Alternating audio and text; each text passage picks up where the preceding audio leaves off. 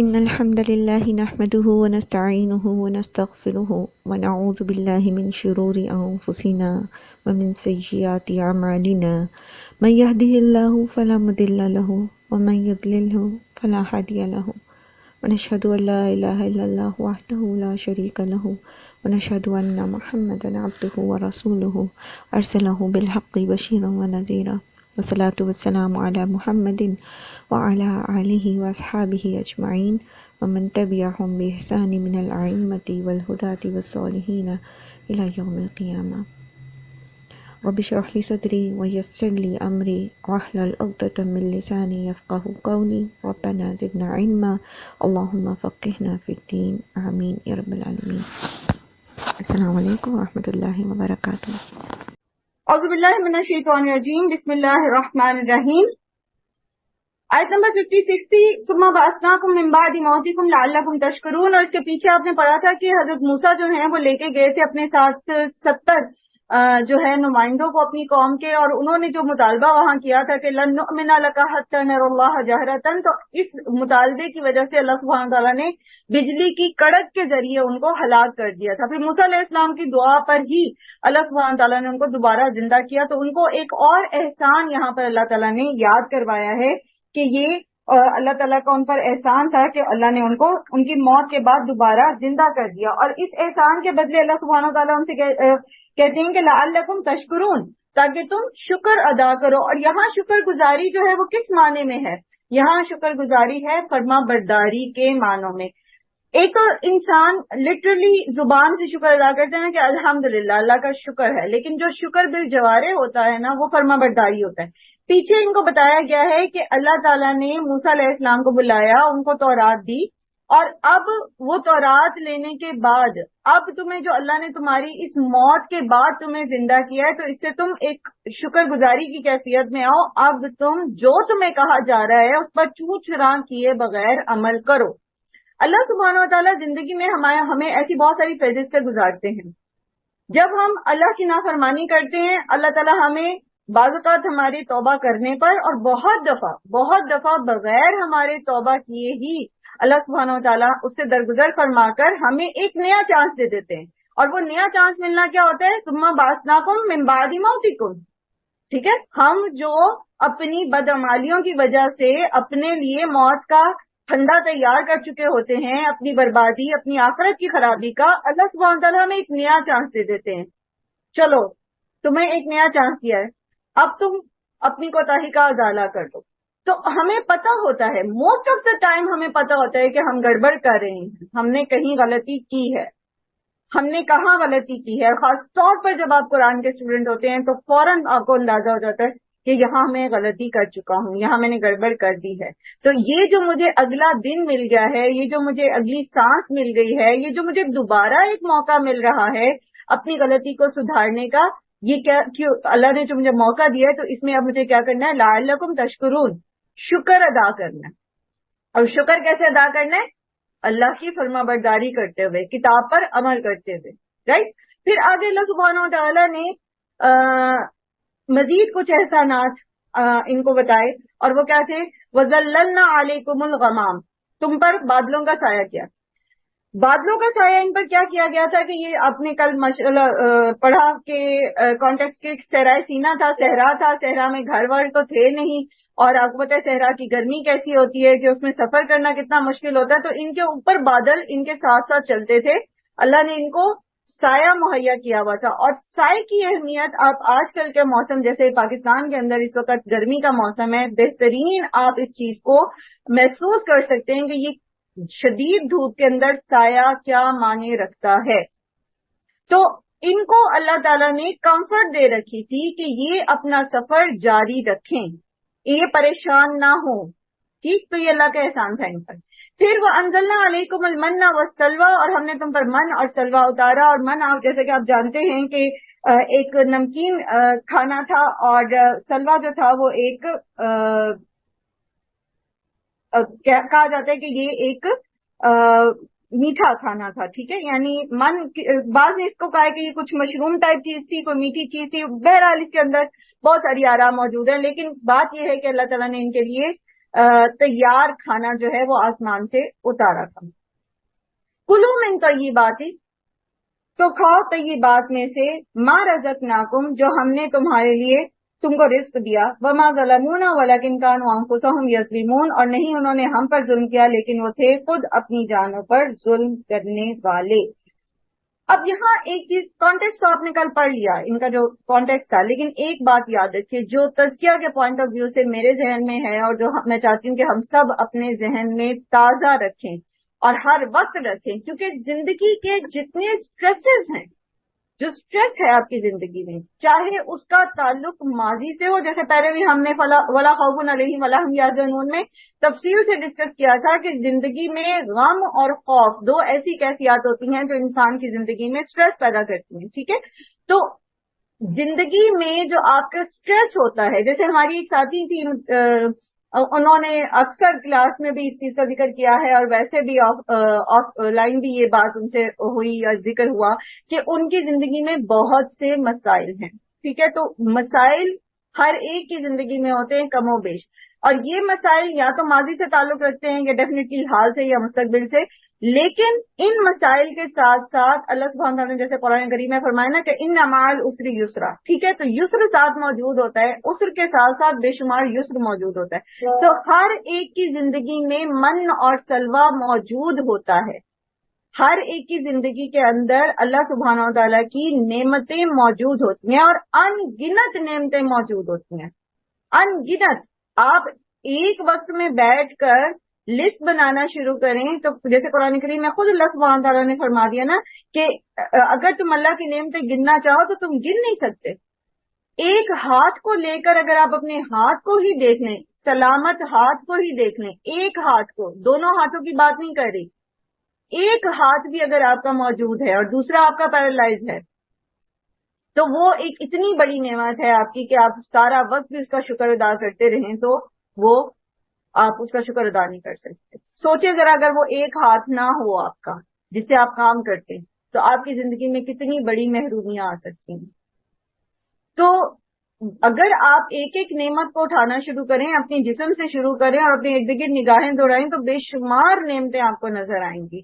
तो ये मन और सलवा जो रेडीमेड अल्लाह ताला ने ऑलरेडी हमें दिया हुआ होता है, ये नेमतें हमें दी भी होती हैं, कभी ये रिश्तों की शक्ल में होती हैं, कभी ये औलाद की शक्ल में होती हैं, कभी ये माँ बाप की शक्ल में होती हैं, कभी ये आपके तालीम की शक्ल में होती हैं, कभी ये आपकी जो घर है उसकी शक्ल में होती है, कभी ये किसी शक्ल में और कभी ये किसी शक्ल में होती है, कभी आपके दोस्तों की, आपकी जॉब की शक्ल में होती है। ये ऑलरेडी आपके पास मौजूद होती है, लेकिन इंसान की फितरत कुछ इस तरह की है कि जो उसके पास मन और सलवा मौजूद होता है ना, वो उसको नहीं देखता, बल्कि वो जैसे भी आगे आयत आएगी तो हम उसमें पढ़ेंगे आयत नंबर 61 में कि वो मन और सलवा की बजाय दाल ककड़ी सब्जी के मुतालबे शुरू कर देता है और वो उनके पीछे लग जाता है, फिर अल्लाह ताला उसी के पीछे उसको लगा देते हैं और वो उसके पीछे चलता चला जाता है।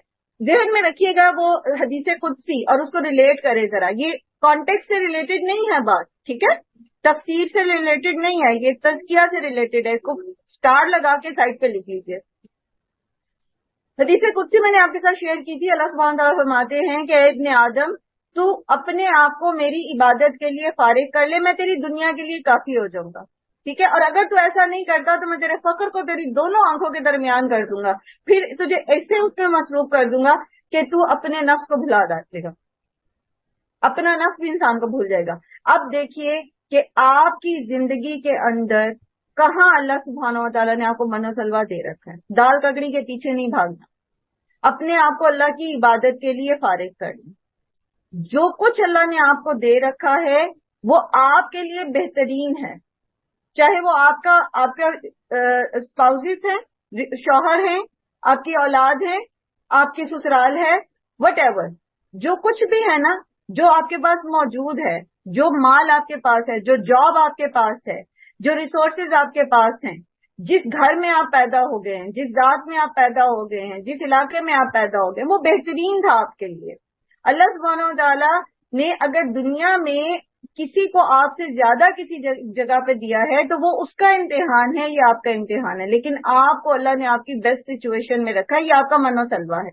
اس من و سلوا کو چھوڑ کر اگر ہم دال ککڑی کے پیچھے بھاگیں گے، اگر ہم دنیا کے پیچھے بھاگیں گے، تو پھر اللہ سبحانہ وتعالیٰ نے فرمایا وما ظلمونا ولکن کانوا انفسهم یظلمون، ہم نے ان پر ظلم نہیں کیا، ہم نے تو ان پہ احسان کیا تھا، ہم نے تو ان کو نعمتیں دی تھیں، ہم نے تو ان کو زندگی کے بڑے مقاصد دیے تھے، لیکن انہوں نے خود ہی اپنے آپ کو اپنے نفسوں پر ظلم کیا اور ان نعمتوں اور ان احسانات سے دور کر دیا۔ یہ آگے جب آیت آپ پڑھیں گے پھر آپ اس کو اور اچھے طریقے سے ریلیٹ کر سکیں گے۔ زندگی میں جس جگہ آپ کو یہ لگے نا میرے پاس یہ چیز نہیں ہے، وہیں رک جائیں، اپنے آپ کو پکاریں، اپنا نام لے کے کہیں کیا یہی اینڈ آف لائف ہے؟ میرے پاس اور کیا کچھ ہے؟ اللہ نے مجھے کیا کچھ دے رکھا؟ اور اگر اس میں سے کوئی ایک چیز چلی جاتی ہے تو میرا کتنا بڑا لاس ہوگا۔ آپ یقین کریں ایک کانٹا تک چپ جانے کو ہم برداشت نہیں کر سکتے۔ ہمارے پاس جتنی بلیسنگز ہیں، جتنی نعمتیں ہیں، وہ سب اللہ کے احسانات ہیں، ان میں سے ایک بھی چھن جائے نا، ایک بھی چھن جائے، ہم اس لاس کو برداشت نہیں کر سکتے۔ تو جو کچھ ہمارے پاس ہے وہ اس ڈیمیج سے کہیں زیادہ بڑا ہے جس کو لے کر ہم پریشان ہیں، جس کو لے کر ہم افسوس میں مبتلا ہیں، یا جس کو لے کر ہم ناشکری کر رہے ہیں۔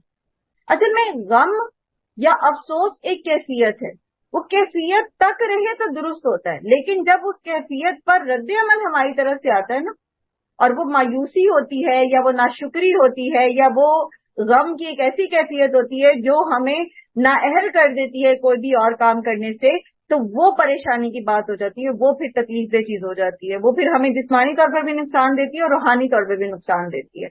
سو keep your eyes on your من و سلوا، ٹھیک ہے؟ اللہ نے آپ کو بہت کچھ دے رکھا ہے زندگی میں، بہت کچھ دے رکھا ہے، ان پر نظر رکھیں، جو آپ کے پاس ہے اس پر نظر رکھیں، اس پر نظر نہ رکھیں جو آپ کے پاس نہیں ہے۔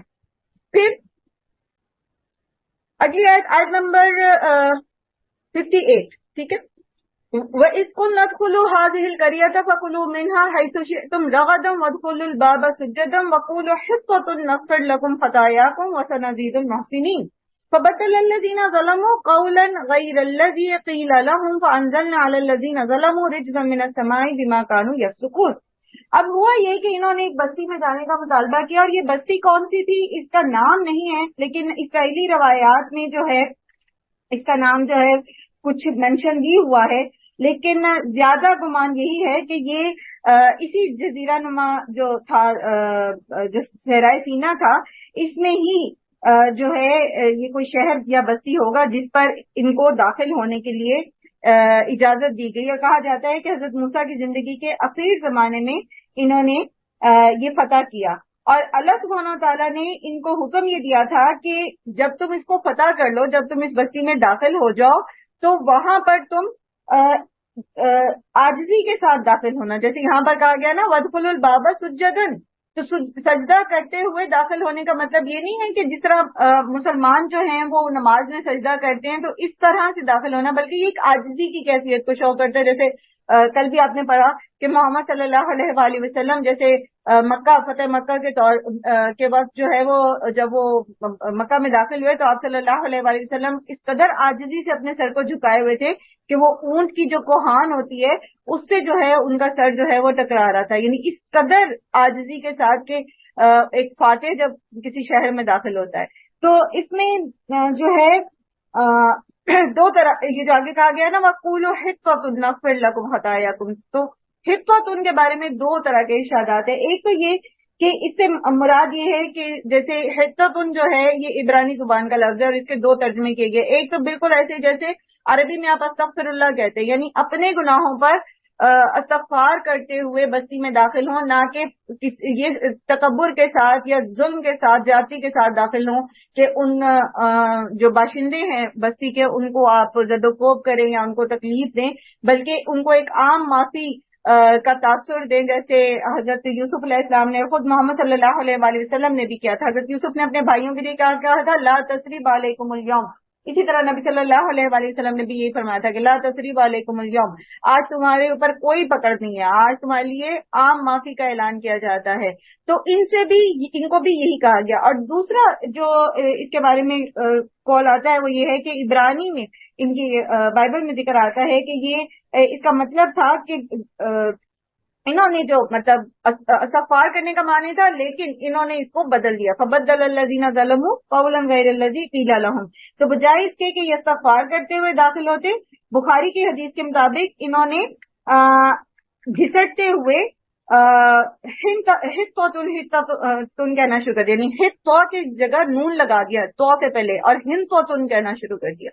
ہن تو تن کا مطلب ہوتا ہے کہ گندم چاہیے، ٹھیک ہے، گندم چاہیے. تو بجائے اس کے کہ یہ قرآن کی جو قرآن کہہ رہی ہوں، اللہ سبحانہ تعالیٰ کا جو فرمان تھا اس پر عمل کرتے اور اپنی عاجزی کا اظہار کرتے ہوئے استغفار کرتے ہوئے بستی میں داخل ہوتے اور اللہ کی فرما برداری کرتے، انہوں نے کلام اللہ کو بدل دیا. ٹھیک ہے، تو یہ جو کلام اللہ کو بدلا انہوں نے، تو اللہ نے ایسے لوگوں کو کیا کہا؟ فبدل الذین ظلموا، جنہوں نے ظلم کیا. اب ظلم انہوں نے کس پر کیا؟ انہوں نے کلام اللہ کی جو جگہ تھی، جس طرح اس کو اس پر عمل کرنا چاہیے تھا، جس طرح اس کو ریسائٹ کرنا چاہیے تھا، پڑھنا چاہیے تھا اور عمل کرنا چاہیے تھا، انہوں نے وہ بدل دیا. انہوں نے لفظ کو بھی بدل دیا اور انہوں نے اس کی تعمیل کو بھی بدل دیا. جیسے اللہ سبحانہ تعالیٰ نے فرمایا کہ وَادْخُلُوا الْبَابَ سُجَّدًا، تو کہتے ہیں، بخاری شریف کی روایت ہے کہ یہ اپنی سرین کے بل گھسٹتے ہوئے اس میں داخل ہوئے، اور بجائے حِطَّةٌ کہنے کے اس کو انہوں نے بدل دیا اور حِنطَةٌ کہنا شروع کر دیا. یہ صحیح مسلم کی روایت ہے. تو انہوں نے جو حکم عدولی کی، تو اس کے سبب اللہ سبحانہ تعالیٰ نے ان پر آسمان سے عذاب نازل کیا. آسمان سے عذاب کون سا نازل کیا؟ رجزن. رجز جو ہے یہ ایسے عذاب کو یا ایسی سزا کو کہتے ہیں جس کے اندر گندگی ہو، یعنی رجز بیسیکلی اس کا معنی ہوتا ہے گندگی. تو ایسا عذاب جس سے گھن آئے، وہ چیز جو دل کو بے چین کر دے یا جس سے اریٹیشن پیدا ہو، تو یہ کیا ہے؟ رجز.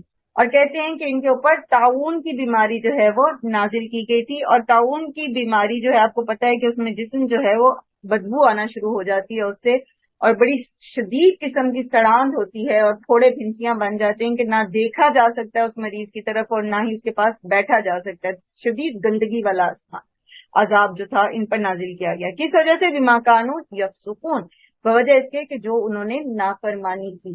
اب آپ یہاں دیکھو کہ ان کی نافرمانی کیا تھی؟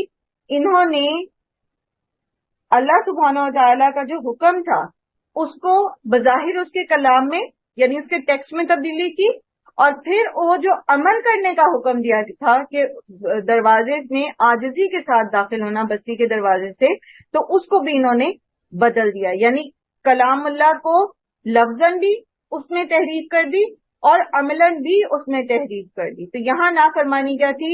اللہ کے حکم میں تحریف کر دینا.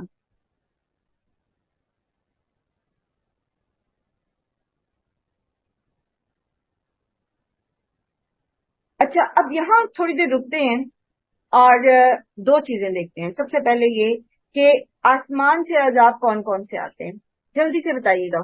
کون بتائے گا؟ جلدی جلدی. آسمان سے اللہ تعالیٰ کے عذاب کون کون سے آتے ہیں؟ بچوں کے آتے ہیں، بجلی کے بجلی گرتی ہے، بارشیں بہت زیادہ برستی ہیں، اور ہاں جی طوفان آتے ہیں، آندھیاں آتی ہیں جیسے قوم عاد پر آیا، اور یہ لوط علیہ السلام پہ آیا نا، پتھروں کی بارش، حاسب پتھروں والی آندھی. ٹھیک ہو گیا، وہ آندھی میں سے کور ہو جاتا ہے. اور آپ کو پتہ ہے قحط بھی آسمان سے آتا ہے. جی یہ بیماری جو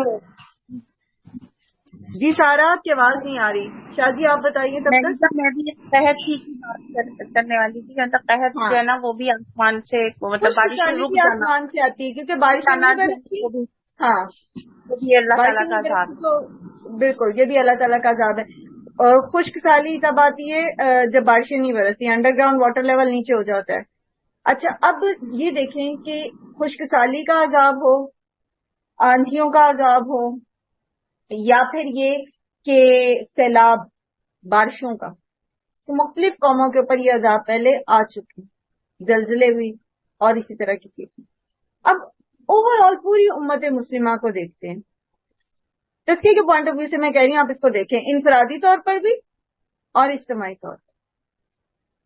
उम्मत मुस्लिमा जो है इस वक्त, उसमें वो कौन कौन सी खराबियां हैं जिनकी वजह से ये सारे मसाइल उनको दरपेश हैं। आप उसको हाईलाइट कर सकते हैं कि हम क्या फिस्क कर रहे हैं, बीइंग और उम्मत अल्लाह की कौन कौन सी नाफरमानी कर रहे हैं कि हम में से, आप देखिए पूरी दुनिया का नक्शा उठा के देख लें, और ये जो फसाद होता है ना, जो अजाब होता है, कुरान करीम में एक और जगह भी आता है ना कि उनके ऊपर से भी अजाब आएगा और उनके पैरों के नीचे से भी उनको अजाब दिया जाएगा। तो ये जो ऊपर से अजाब आते हैं, इस पे जालिम हुक्मरान भी फिर होते हैं, जालिम हुक्मरान भी इसमें शामिल है।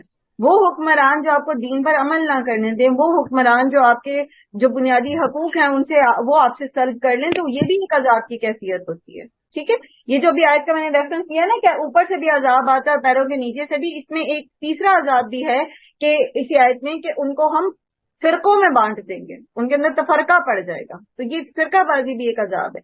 बहरहाल इस वक्त हम बात करें आसमान से अजाब नाजिल होने की, तो आप जरा एक क्विक अपने दिमाग में एक नक्शा दौड़ाएं इस्लामी दुनिया का, और जितने नाम आपको याद हैं और जो जो उन ममालिक में सूरत हाल है, तो जरा मुझे, और वो ममालिक जिन पर अभी बज़ाहिर अजाब नहीं आ रहा लेकिन उनके अंदर सूरत हाल जो है वो कुछ ऐसी ही तशवीशनाक है, तो उनमें जो है आप देखेंगे अल्लाह सुब्हानहू व तआला ने किन अजाबों को भी उनसे रोका हुआ है। जी कौन बताने लगा था? शाजिया, आपने माइक ऑन किया था। जी मिस्टर, जो हम जैसे ये सूद का निजाम है उसकी वजह है पूरी दुनिया में। बिल्कुल, सूद का निजाम है। आप खुद अपने पाकिस्तान की मिसाल ले लीजिए कि आपका अपना मुल्क पूरे का पूरा ऑलमोस्ट गिरवी रखा जा चुका है, आपके अपनी सारी जो आपके रिसोर्सेज हैं, पर वो सारी चीजें जो हैं, लाइक आप एक अजीब साइकिल, विशियस सर्कल के अंदर पड़े हुए हैं, और आप एक लोन ले रहे हैं सूद पर, और उस लोन को उतारने के लिए आप सूद पर मजीद कर्जा ले रहे हैं, और फिर और मजीद कर्जा ले रहे हैं, और आपकी अगली 10 नस्लें जो हैं वो मकरूज हो चुकी हैं, लेकिन आप इस सर्कल से बाहर नहीं निकल पा रहे। ये भी अल्लाह का अज़ाब है। और बेहयाई, जिन जगहों पर नाइंसाफी होती है, जिन जगहों पर बेहयाई होती है, जिना आम हो जाता है, वहाँ अल्लाह ताला जालिम हुक्मरानों को भेज देते हैं, वहाँ पर कहत का अजाब आता है, खुश्क-साली का। और खुश्क-साली सिर्फ इस तरह से भी नहीं होती, मतलब कहत सिर्फ बज़ाहिर खुश्क-साली से क्रिएट नहीं होते। आपको पता है, आपकी तैयार फसलें अगर सैलाब में चली जाती हैं और आपके पास ग़िज़ाई कमी हो जाती है, तो वो भी आपके लिए जो है वो एक तरह से कहत का सामान हो जाता है। बज़ाहिर फसलें उगी भी, लेकिन आप उनको इस्तेमाल नहीं कर सकते, वो सैलाब में बह गई हैं। ठीक है, बारिशें और आंधियां आपकी तैयार फसलों को उजाड़ देती। इसी तरह आप देखें कि आप पर ये जो जैसे लोकट्स थी, ठीक है, टिड्डी दल का हमला हो जाना, ये फिरौन की कौम को अजाब दिया गया था, उन अजाबों में से था टिड्डी दल के हमले का। तो ये सारी चीजें जो है, हमें लगता है कि हम टैग करते हैं नेचुरल डिजास्टर्स हैं, हम इनका मुकाबला करेंगे, लेकिन हम अपनी इस्लाह नहीं करते। अल्लाह ताला उसको टाल देते हैं, क्योंकि अल्लाह ताला ने हमें सेकंड चांस देना होता है, क्योंकि जिस जगह पर अमर बिल मारूफ व नही अनिल मुनकर होता है, जिस जगह अल्लाह से इस्तग़फ़ार करने वाले लोग मौजूद होते हैं, अल्लाह ताला ने सफ़ाए हस्ती से नहीं उन कौमों को मिटाते, लेकिन अल्लाह ताला रिमाइंडर जरूर भेजते रहते। तो जी, अभी नाइला आपने हैंड रेज किया हुआ। नाइला जी बताइए। जी यही पॉइंट मेरा है कि बेसिकली जो आजकल है वो हमारी कुरान और हदीस से दूरी भी है कि हम लोगों को नॉलेज नहीं है बिल्कुल भी, और ना ही कोई नॉलेज गेन करने की कोशिश करता है। इस तरफ कोई आता भी नहीं है, सब मटेरियलिस्टिक हो गए हैं, और दुनिया की तरफ तो जरूर जाते हैं कि अच्छी जॉब हो जाए, सब कुछ हो जाए, लेकिन ये वाला नॉलेज जो दीन का नॉलेज है उसकी तरफ लोग यही कहते हैं कि हमारे पास वक्त नहीं है, पार्ट टाइम जॉब इसको हमने समझ लिया, और जो बेसिकली हमारा जो फर्स्ट प्रायोरिटी होनी चाहिए थी ये सेकंड प्रायोरिटी पे आ गई है, बल्कि शायद लास्ट पे हो या किसी की है भी नहीं। अच्छा, इसमें एक पता बात क्या है, ये मसला बन क्यों गया? ये दीन से दूरी का मसला बन इसलिए गया कि हमने ना इसको दो मुख्तलिफ लाइन्स बना दी है। हमने दीन की तालीम बना दी और दुनिया की तालीम बना दी है। हालांकि इस दुनिया में, जैसे अभी अगली आयत आप पढ़ेंगे ना, تو اس میں اللہ سبحانہ تعالیٰ فرماتے ہیں نا کہ کلو وشربو من رزق اللہ، ٹھیک ہے، کھاؤ پیو اللہ نے جو رزق تمہیں دیا ہے. یعنی تم زندگی اللہ نے دنیا میں بھیجا ہے تو یہ نعمتیں اللہ نے ہمارے لیے بھیجی ہیں. ہم ایکسپلور کریں، ہم کمائیں، ہم کھائیں، ہم اللہ کے احسانات کو یاد رکھیں اور اس کی فرما برداری کریں. لیکن ان چیزوں کو کرنے کا جو طریقہ تھا، جو بیسک اس کا سارا پیٹرن تھا کہ ہم نے یہ کرنا کیسے، ہم نے اس زندگی کو میں جو نعمتیں ہیں ان کو ارن کیسے کرنا ہے، کمانا کیسے ہے، اینڈ دین ان کو استعمال کیسے کرنا ہے، اس کی لمیٹیشنز کیا ہیں، اس کو ہم نے چھوڑ دیا. ہم نے وہ جو بنیادی تعلیم تھی نا، وہ طلب العلم فریضۃ علی کل مسلم والی جو چیز تھی نا، ہم نے وہ چھوڑ دی. تو اس لیے ہمیں لگتا ہے کہ اگر ہم دین کی تعلیم حاصل کریں گے تو ہمیں کوئی 4-5 گھنٹے یا زیادہ وقت الگ سے اسپیئر کرنا پڑے گا. اگر ہم اس کو جس طرح ہم اپنے بچوں کو روٹی کھلاتے ہیں، دودھ پلاتے ہیں، یہ بنیادی چیزیں ہیں. آپ کو کیا لگتا ہے قرآن کریم میں ابھی تک جتنا حصہ آپ نے پڑھا اس میں کیا مشکل تھا؟ کچھ بھی مشکل نہیں، بالکل بیسکس ہے، بالکل بنیادی انسان کی سائیکی سے، اس کی نفسیات سے ریلیٹڈ باتیں. کچھ اس میں پیچیدہ میتھمیٹیکل فارمولاز کی طرح کی چیزیں نہیں ہیں، کچھ اس کے اندر جیومیٹری نہیں ہے، کچھ نہیں ہے. سمپل سی جو قرآن کو اللہ تعالیٰ نے خود ہی آسان کر دیا ہے نصیحت حاصل کرنے کے لیے. جو بیسک اس کا پرپز ہے، وَلَقَدْ يَسَّرْنَا الْقُرْآنَ لِلذِّكْرِ، اس میں سے نصیحت حاصل کرنے کے لیے اللہ تعالیٰ نے اس کو بہت آسان کر دیا. تو ہم کر سکتے تھے نا، لیکن ہم نے چونکہ اس کو ایک الگ سائڈ بنا دیا. ہم نے سمجھا کہ نہیں، قرآن سیکھنا اور قرآن کی علم حاصل کرنا یہ تو کوئی 8 سال کا کورس ہے، 8 سال کی ڈگری ہے، 6 سال کی ڈگری ہے، اس کے لیے تو ہمیں سارا کچھ چھوڑنا پڑے گا اور اپنی دنیا کو تیاگنا پڑے گا. تو اس کے لیے ابھی ہم ٹائم اسپیئر نہیں کر پاتے. حالانکہ یہ وہ چیزیں ہیں جو ہمیں آنی چاہیے، اور آنے کے ساتھ ساتھ پھر ہمیں اپنے بچوں کی تربیت میں ڈال دینی چاہیے. اس کے لیے ہمیں الگ سے کورسز کرنے کی ضرورت ہی نہیں پڑنی چاہیے. یہ وہ بنیادی چیزیں ہیں جو بچوں کو پتہ ہی ہونی چاہیے. آپ کا بچہ بہترین انجینئر ہو لیکن وہ بہترین مومن ہو، آپ کا بچہ بہترین آرکیٹیکٹ ہو لیکن وہ بہترین مومن ہو، وہ بہترین ڈاکٹر ہو لیکن وہ بہترین مومن ہو. مومن تو اس نے بننا ہے پہلے، اس کے بعد وہ جو مرضی بنتا رہے. تو اس کے لیے کوئی مدارس جو اتنے مدارس میں جو تعلیم دی جاتی ہے بیسکلی وہ فرض کفایہ ہے.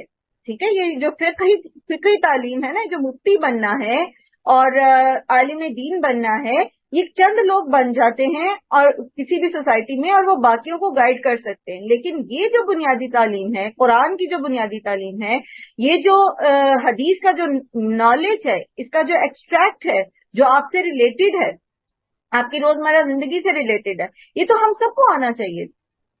اور یہ اس میں بریک وہیں سے آ گیا تھا پیچھے سے ہی، خاص طور پر انڈو پاک میں، جہاں ہم نے اس کو 2 دھاروں میں بانٹ دیا. ایک ہم طرف ہم نے سر سید کی آئیڈیالوجی لے لی اور ہم بالکل دنیا کی طرف چلے گئے، اور ایک طرف ہم نے اس وقت کے جو درس نظامی تھا ہم نے اس کی آئیڈیالوجی لے لی اور ہم اس کی طرف چل پڑے، اور ہم نے اس کو 2 دھاروں میں تقسیم کر دیا. حالانکہ یہ ایک ہی چیز ہے بیسکلی.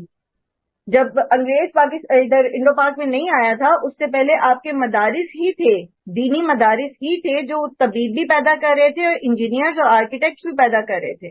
پوری دنیا میں مدارس جو تھے وہ یہ کام کر رہے تھے، سائڈ بائی سائڈ دونوں چیزیں ساتھ ساتھ وہ سکھا رہے تھے. دنیا میں کس طرح آپ نے ایکسل کرنا ہے اور آپ نے اب خود ایک بہترین مومن کیسے بننا ہے، اور ایمان کے دائرے میں رہتے ہوئے آپ نے دنیا کو کیسے استعمال کرنا ہے، دین کی ترقی کے لیے اس کو کیسے استعمال کرنا ہے، اسلام کے ڈیفنس کے لیے آپ نے اس کو کیسے استعمال کرنا ہے، حقوق العباد لوگوں کی سہولیات کے لیے رفاہ عامہ کا کانسیپٹ دیا ہی اسلام نے تھا. لیکن ہم نے ظلم یہ کیا، وہ اسی لیے تو اللہ سبحانہ تعالیٰ فرماتے ہیں نا وما ظلمونا ولکن کانوا انفسهم یظلمون. ہم نے تو ظلم نہیں کیا، خود اپنے نفسوں پہ ظلم کیا، جس نے بھی کیا خود اپنی بربادی کا سامان کیا. تو آپ سب سے میری ریکویسٹ یہ ہے، بہت ہمبل، اور میری اپنی بھی کوشش یہ ہوتی ہے، اور اللہ تعالیٰ ہماری کوششوں کو کامیاب کرے، کیونکہ کسی کو بھی ہدایت دینا ہمارے اپنے بس میں نہیں ہوتا. اللہ ہی ہے جو ہدایت دیتا ہے ہمیں بھی اور آگے ہماری نسلوں کو بھی. تو اپنے بچوں کو یہ چھوٹی چھوٹی چیزیں، یہ مت سوچیں کہ ابھی یہ بہت چھوٹے ہیں. جب بچہ بہت چھوٹا ہوتا ہے نا، تو توحید کا کانسیپٹ اس کو دودھ میں شکر کی طرح گھول کے پلا دیں. ٹھیک ہے، تھوڑا سا وہ سوچ سمجھنا آنا شروع ہوتی ہے نا، جب بولنا شروع کرتا ہے، رسالت کا کانسیپٹ، آخرت کا کانسیپٹ. بہت چھوٹے بچے تھے میرے، جب میری کوشش تھی کہ میں ان کو یہ چیز ریئلائز کروا دوں کہ آپ نے اپنی قبر میں جانا، میں نے اپنی قبر میں جانا. آپ کو اللہ کے سامنے خود جواب دہ ہونا ہے. ابھی بھی جب وہ ٹین ایج میں ہے تب بھی میں ان کو یہی کہتی ہوں کہ میں آپ کے لیے اس سے زیادہ کچھ نہیں کر سکتی کہ میں آپ کو سیدھا راستہ بتا دوں اور وہ یہ ہے، اور اس کے بعد آپ اپنے اعمال کے ذمہ دار خود ہیں. آپ کو خود اللہ سبحانہ تعالیٰ کے سامنے جواب دینا. آپ اپنا ٹائم کہاں ضائع کر رہے ہیں، آپ کیا دیکھ رہے ہیں، آپ کیا سن رہے ہیں. کوشش ہی ہے نا جو ہم مائیں کر سکتی ہیں، باقی ہدایت تو اللہ تعالیٰ ہی دینے والے ہیں، وہی دینے والے ہیں، وہی دے سکتے ہیں. تو یہ چیزیں بچوں کو غذا کی طرح دینی شروع کریں، ابھی سے دینی شروع کریں، آج سے ہی. جس کا بچہ ابھی دنیا میں نہیں آیا، ابھی وہ حاملہ ہے، تو وہ بھی اس چیز کو ریئلائز کرے کہ اس نے اپنے بچے کو دودھ کے ساتھ یہ چیزیں پلانی. جن کے بچے چھوٹے ہیں وہ بھی یہ پریکٹس کریں، جن کے بچے بڑے ہو چکے ہیں، ایون جن کے بچے شادی شدہ ہو چکے ہیں، یہ ہمارا سب سے قیمتی سرمایہ ہے، ہم اس کو تباہ نہیں کر سکتے. تو ان تک یہ چیزیں ٹرانسفر کریں. ضروری نہیں ہے کہ بٹھا کے ان کو 2 گھنٹے کا لیکچر سنائیں. چھوٹی چھوٹی باتیں، چھوٹی چھوٹی چیزیں جو فیکٹس ہیں، آخرت کا فکر ڈالیں ان کے دل میں. کیونکہ جب بچے جوان ہو جاتے ہیں بس ایک آخرت کی فکر ان کے دل میں آ جائے نا تو باقی پھر وہ کام خود ہی اپنے سیدھے کر لیتے ہیں. بہت اچھا پوائنٹ تھا یہ آپ کا جو آپ نے مینشن کیا تھا کہ یہ جو ہم نے اس کی بنیادی وجہ یہ بن گئی ہے جو تمام امت مسلمہ کے اوپر اس وقت مختلف نوعیت کے عذاب ہیں، ہم اس کو سمجھیں یا نہ سمجھیں یہ ہماری اپنی بے عقلی ہے، لیکن یہ بہرحال اللہ سبحانہ تعالیٰ کی طرف سے ریمائنڈر آتے ہیں کہ دیکھ لو اس دنیا کے پیچھے نہیں بھاگنا اور اس دنیا کو حاصل کرنے کے لیے اللہ کو ناراض نہیں کرنا، بلکہ اللہ کی فرما برداری میں اس دنیا کو جو ہے وہ تم نے استعمال کرنا ہے. اس میں جو ریسورسز، کیونکہ یہ دنیا اللہ نے بنائی انسان کے لیے، پیچھے بھی ہم نے پڑھا نا کہ زمین آسمان کو مسخر اللہ نے انسان کے لیے کیا ہے. یہ ساری اللہ نے پیدا ہی ہمارے لیے کی ہیں، یہ ریسورسز اللہ نے ہمارے لیے پیدا کیے اور ہمیں یہاں اتارا اور ایک برین دیا ہے، دماغ دیا ہے، وہ اس لیے کہ ہم ڈسکور کریں، ہم نکالیں ان ریسورسز کو. لیکن ان ساری چیزوں کو استعمال کس لیے کرنا ہے؟ وہ کلمات اللہ کو بلند کرنے کے لیے کرنا ہے. اللہ نے جو ریسورسز ہمیں دیے ہیں وہ چاہے کسی بھی چیز سے ریلیٹڈ ہیں، وہ دیے اس لیے ہیں کہ آپ وہ حاصل کریں اور ان سہولتوں کے ساتھ آپ کلمات اللہ بلند کریں. ٹھیک ہے، بیسک جو بات کا مقصد ہے یہاں پر وہ یہ تھا کہ آج بھی امت مسلمہ جو ہے وہ ایسے بہت سارے عذابوں سے جو ہے وہ متاثر ہو رہی ہے، لیکن ہم اس چیز کو بھلا بیٹھے ہیں کہ یہ ہمارے اوپر ہماری فسق کی وجہ سے نازل ہو رہے ہیں، ہماری نافرمانیوں کی وجہ سے نازل ہو رہے ہیں. ہمارے لیے واحد جو راستہ ہے ان پریشانیوں سے بچنے کا، ان مسائل سے نکلنے کا، وہ ہمارے اپنے ہاتھ میں نہیں ہے، سوائے اس کے کہ ہم ریوائیو کریں، ہم واپس پلٹ جائیں اپنے رب کی طرف. جب ہم اپنے رب کی طرف لوٹ جائیں گے، پلٹ جائیں گے، تب جو ہے ہمیں ان مسائل سے نجات ملے گی. اور پھر اللہ سبحانہ تعالیٰ کا وعدہ ہے، پیچھے بھی آگے بھی آپ بارہا پڑھیں گے اس وعدے کو، کہ جب انسان جو ہے وہ اللہ تعالیٰ کے سامنے سرنڈر کر دے، جب انسان اللہ سبحانہ تعالیٰ کی فرما برداری کے لیے اپنے آپ کو تیار کر لیتا ہے، اس کے لیے کوشش کرتا ہے، تو اللہ تعالیٰ پھر اس کو کبھی بھی تنہا نہیں چھوڑتے، کہیں پر بھی تنہا نہیں چھوڑتے. اور یاد رکھیے کہ اللہ سبحانہ و تعالیٰ ایک زندہ و جاوید ہستی ہے، اللہ سبحانہ و تعالیٰ کو کبھی فنا نہیں ہے، اور اللہ کے پاس الٹیمیٹ پاور ہے. وہ کہیں پر بھی آپ کا مسئلہ، آپ کے ملک کا مسئلہ، امت مسلمہ کا مسئلہ اتنا بڑا نہیں ہو سکتا جتنا بڑا ہمارا رب ہے، اور وہ اس کے پاس ہر مسئلے کا حل موجود ہے، اور جسے وہ دے اس سے کوئی چھین نہیں سکتا، اور جس کو وہ نہ دے اس کو کوئی دے نہیں سکتا. کوئی امریکہ، کوئی رشیا، کسی سے بھی آپ ایگریمنٹ کر لیں، کسی بھی قوم کے در پہ جا کے آپ سر جھکا دیں، کوئی آپ کو مسئلوں سے نہیں نکال سکے گا. اس کا واحد حل یہ ہے، واحد حل یہ ہے کہ رجوع اللہ، اپنے رب کی طرف پلٹ سے. جی بشرا، آپ نے ہینڈ ریز کیا، آپ کچھ کہنا چاہ رہی ہیں؟ جی میں مجھے یہ پوچھنا تھا کہ جو برے حکمران ہیں وہ بھی آسمان سے عذاب میں اس میں شامل آئے گا؟ جی یہ اوپر سے عذاب سے آتا ہے، آسمان سے تو وہ ظاہر نہیں اتر رہے، اوپر کے عذاب. اللہ سبحانہ قرآن کریم میں فرمایا نا حکمران اوپر سے آتے ہیں نا، تب کا ان کا آپ کے اوپر ہاتھ ہوتا ہے نا. جی جی اچھا، جو اوپر سے آنے والے عذاب ہیں اس میں ظالم حکمران بھی آتے ہیں. ٹھیک ہے جی، جزاک اللہ. چلیں آگے چلتے ہیں. وَإِذِ اسْتَسْقَىٰ مُوسَىٰ، اور جب پانی مانگا موسیٰ نے. استسقا اس کا روٹ ہے سین قاف یا. استسقا جو ہے اس سے سین قافیہ سے ساقی بھی بنتا ہے، سقا بھی بنتا ہے. آپ نے سنا ہوگا سقا جو ہے پانی پلانے والے کو کہتے ہیں.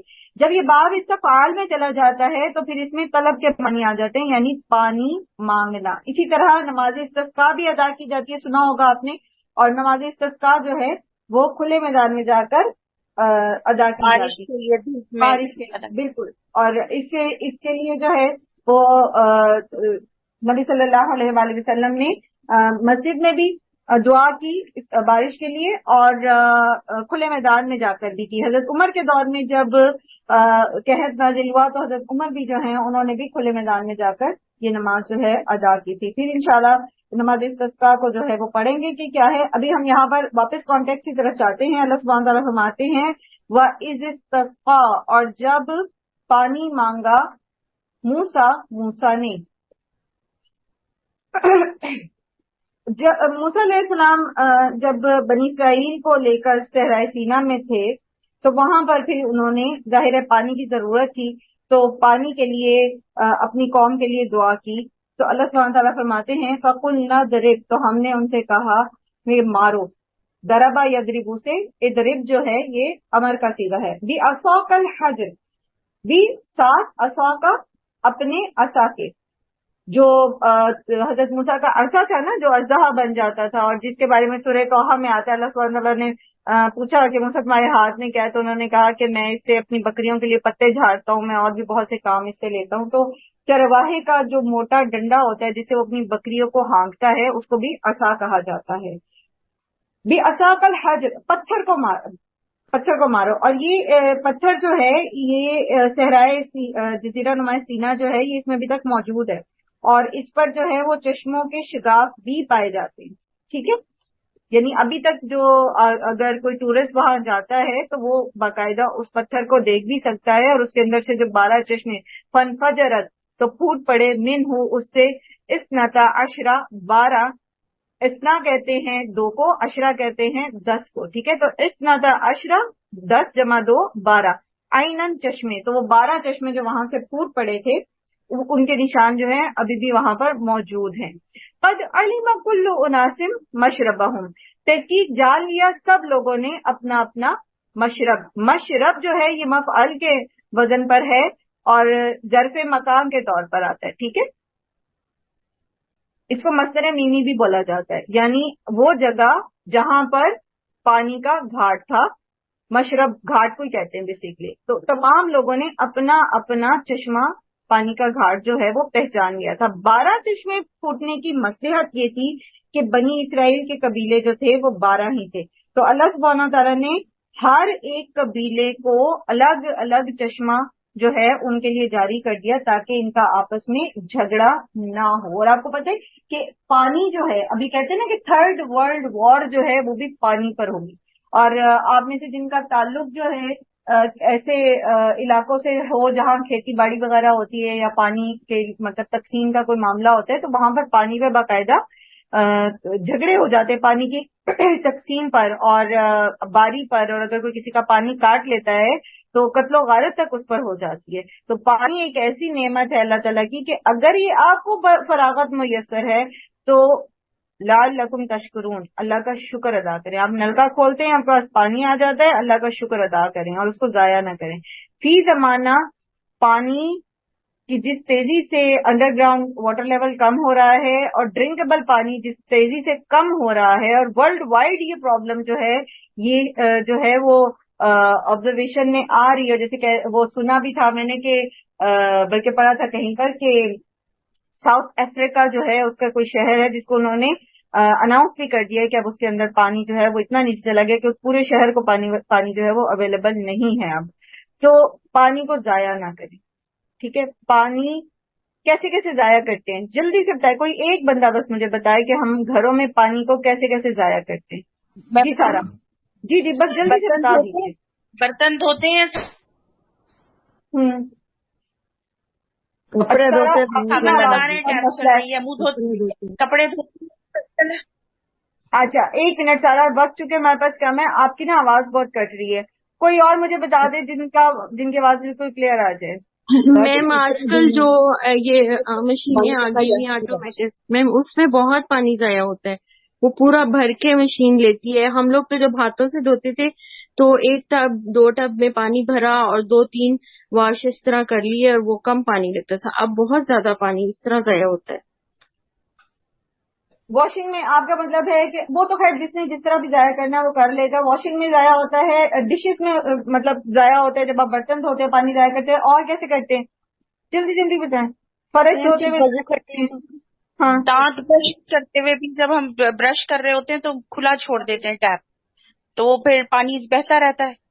بالکل. اور بچوں کو ضرور اس چیز کے لیے کانشیس کریں, کیونکہ بڑے شاید یہ حرکت نہیں کرتے لیکن بچے ضرور کر دیتے ہیں. وہ پانی سے کھیلنا شروع کر دیتے ہیں نہاتے ہوئے.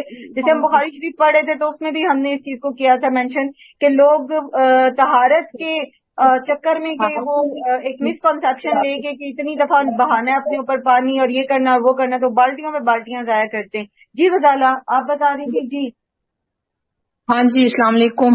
میں بھی یہی کہہ رہی تھی کہ برتن دھوتے ہوئے اور صفائی کرتے ہوئے اسپیشلی لوگ اپنے فرش دھوتے ہوئے بہت پانی ضائع کرتے ہیں, فرش دھوتے ہوئے. گلائیاں بالکل. اور بہت کرتے ہیں. بعض لوگوں کو صفائی کا فوبیا ہوتا ہے, ان کو لگتا ہے فرش دھلے گا نہیں تو صاف نہیں ہوگا. تو پانی کی بالکل اگر آپ کے گھر پانی ہے نا اور آپ کو لگتا ہے نہیں جی ٹینکی بھری بھی ہے, بغیر موٹر چلائے ہمارا پانی آ رہا ہے, تو بہت پانی ہے, تو وہ بہت پانی نہیں ہے. خدا کے لیے اگر آپ کے علاقے میں پانی ہے تو اس پانی کو ضائع نہ کریں, اس کو انڈر گراؤنڈ رہنے دیں تاکہ وہ دوسرے علاقوں تک بھی وہ پانی جو ہے وہ میسر آئے. ٹھیک ہے. اور اس کے علاوہ ڈرپنگ ٹیپ جو ہوتے ہیں آپ کے, پانی ٹپ ٹپ قطرہ جو ٹپکتا رہتا ہے, پہلے بھی میں نے ذکر کیا تھا کہ ایک ڈرپنگ ٹیپ جو ہے وہ پوری رات میں 1 سے 1.5 بالٹی پانی ضائع کرتا ہے. ٹھیک ہے. تو اس کو صحیح کرائیں, خدا کے لیے صحیح کرائیں. اور فلش ٹینک جو ہوتے ہیں آپ کے وہ قریباً 2 سے 2.5 لیٹر پانی جو ہے نا وہ ایک فلش میں ضائع کرتے ہیں.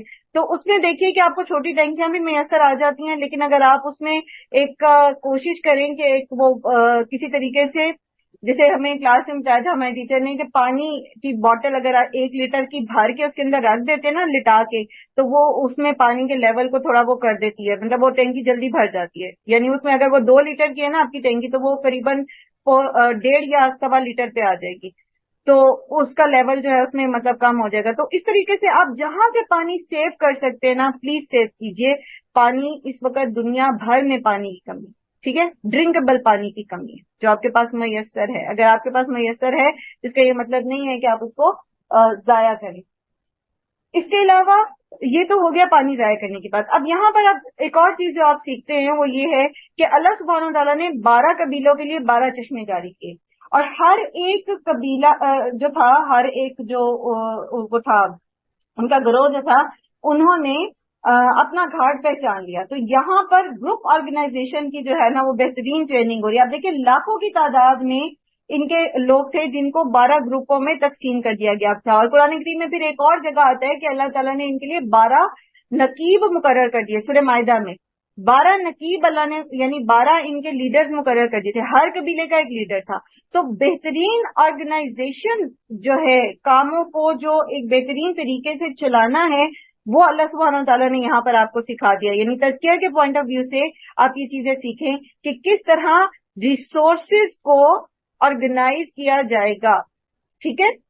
مثلا آپ ایک کمبائنڈ فیملی میں رہتے ہیں, آپ ساس ہیں, فرض کریں کہ آپ ایک ساس کی جگہ پر بیٹھے ہیں, سارا جو ریسورسز ہیں گھر کے وہ آپ کے ہاتھ میں ہیں. آپ بجائے اس کے کہ آپ اس کو کھلا رکھ دیں اور کوئی اس بیٹا یا اس کی فیملی جو ہے اس میں سے زیادہ لے جائے, کوئی اس سے کم لے جائے, اور دوسرے اس پر پھر جھگڑا کریں یا فساد 1 سال بعد یا 2 سال بعد یا 10 سال بعد آپ کو وہ فساد نظر آئے کہ یہ اس وجہ سے یہ چھوٹی چھوٹی دلوں میں پکتی رہی اور یہ فساد اتنا بڑا ہو گیا. شروع سے ہی اس کو ڈسٹریبیوٹ کر دیں, ان کے حق کے مطابق, اور شرعی حقوق واضح ہیں, وہ آپ اس طرح سے ان کو ڈسٹریبیوٹ کر رہے, ریسورسز کو پراپرلی آرگنائز کریں. اسی طرح آپ دیکھیں کہ جہاں پر لوگ مل کر کام کر رہے ہوتے نا, جیسے یہاں جو اسرائیلی روایات ہیں اس کے مطابق یہ بنی اسرائیل جو تھے یہ لاکھوں کی تعداد میں تھے. ٹھیک ہے, چلے لاکھوں میں نہ بھی ہوں, ہزاروں میں تو تھے ہی. تو ہزاروں کی تعداد میں لوگوں سے کام لینا اور ان کو ایک مشن کے ساتھ چلانا, ایک مقصد کی طرف لے کر جانا, یہ انتہائی مشکل ہے اگر آپ ان کو بھیڑ بکریوں کی طرح ہانکیں گے. تو اللہ تعالیٰ نے یہ آپ کو سکھایا یہاں پر کہ آپ ان کو ڈیوائیڈ کریں. سب سے اوپر ایک لیڈر ہے، یہاں پر کون ہے؟ موسیٰ علیہ السلام، ان کے ساتھ ایک کوآرڈینیٹر ہے، اور وہ کون ہے؟ ہارون علیہ السلام۔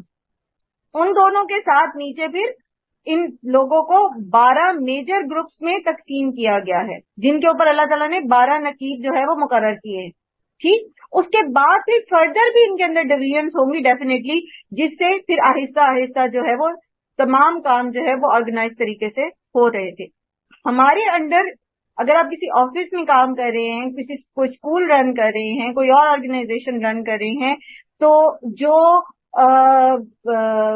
ایلوکیشن آف ورک ہے، ٹھیک ہے، اور جو ایلوکیشن آف ریسورسز ہے، اس کو پراپرلی مینج کریں، لوگوں کو ان کا جو ڈیلیگیشن آف ڈیوٹی ہے وہ کریں، ان کو بتائیں کہ یہ آپ کی ذمہ داری ہے، اور ان سب ذمہ داروں کے اوپر 2 ذمہ دار رکھیں، پھر ان کے اوپر ایک سب سے بڑا ذمہ دار، اور اس طرح جو سب سے اوپر جو ذمہ دار ہوتا ہے، جیسے یہاں پر اللہ کے نبی تھے حضرت موسیٰ علیہ السلام، وہ پھر سب کے اوپر نظر رکھے گا، ٹھیک ہے۔ آپ ایک ماں ہیں، آپ گھر کے مختلف کام مختلف بچوں کی ذمہ داری پہ لگا رہی ہیں، اب وہ لگا کر آپ کو خود بھی ان کو دیکھنا ہے، واچ کرنا ہے کہ یہ کام پراپرلی کر رہے ہیں یا نہیں، آگے ان کے اگر بچے ہیں یا پھر اور چھوٹے بہن بھائی ہیں تو وہ فردر ڈیوٹیز کیسے آپس میں بانٹتے ہیں، یہ ساری چیزیں، یہ چھوٹی چھوٹی سی چیزیں اللہ سبحانہ تعالیٰ نے ہمیں سکھائی ہیں، یہ زندگی گزارنے کا خوبصورت ترین طریقہ ہے۔